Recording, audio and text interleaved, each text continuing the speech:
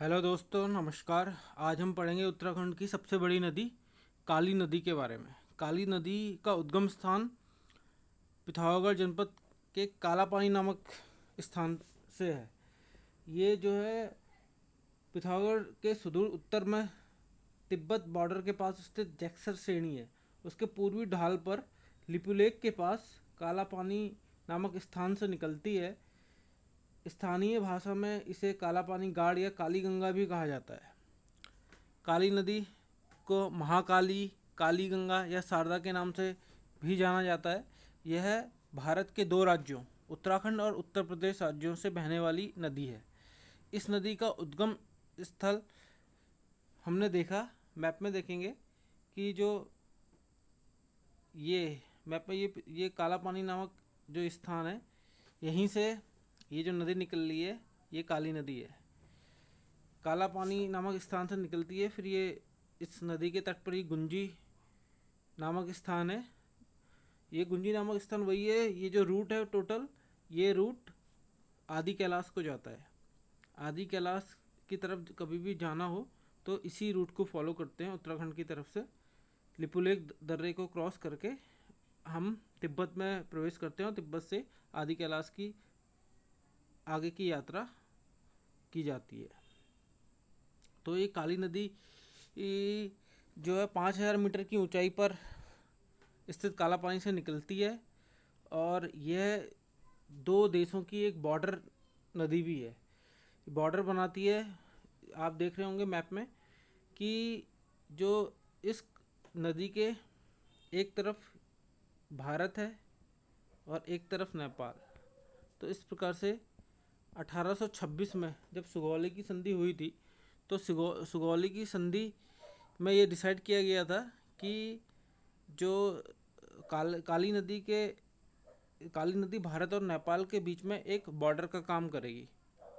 काली नदी की अन्य सहायक नदियां हैं जैसे कि धौली गंगा, गोरी गोरी गंगा, चमेलिया, रामगुड़, लड़िया। ये सब इसकी अन्य सहायक नदियां हैं जो कि अक्सर एग्जाम में पूछा जाता है। और इस नदी के किनारे कौन कौन से शहर बसे हुए हैं? तो तवाघाट, धारचूला, जौलजीबी, झूलाघाट, पंचेश्वर, टनकपुर और बनबसा तथा नेपाल में महेंद्रनगर ये सब जो प्रमुख नगर हैं इसी नदी के किनारे बसे हुए हैं। मैप में देखते हैं हम काली नदी का फ्लो किस तरफ को है। तो काली नदी ये देखिए बहती, इसे यहाँ पे फिर ये शारदा रिवर लिख दिया गया। तो ये इसका बाद में नाम चेंज हो जाता है शारदा रिवर। ठीक है। उसके बाद ये बहते हुए गई। ये हमने देखा प्रमुख शहर कौन कौन से बसे हुए हैं। तो ये धारचूला हो गया। उसके बाद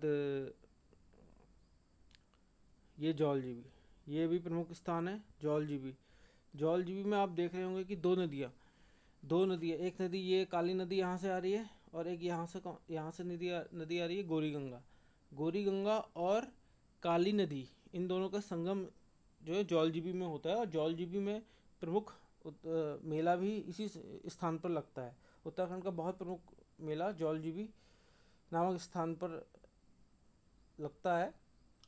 और इसके बाद यही काली गंगा के नाम से ये नदी फिर आगे को बहती है। और ये देखिए उसके बाद ये पंचेश्वर नामक स्थान पर, पंचेश्वर में यहाँ पे इससे सरयू नदी मिलती है। सरयू नदी काली नदी में सबसे ज़्यादा जो पानी का प्रवाह है वो सरयू नदी की तरफ से ही आता है। ये पंचेश्वर वही स्थान है जहाँ पर कि एक पंचेश्वर डैम भी प्रस्तावित है।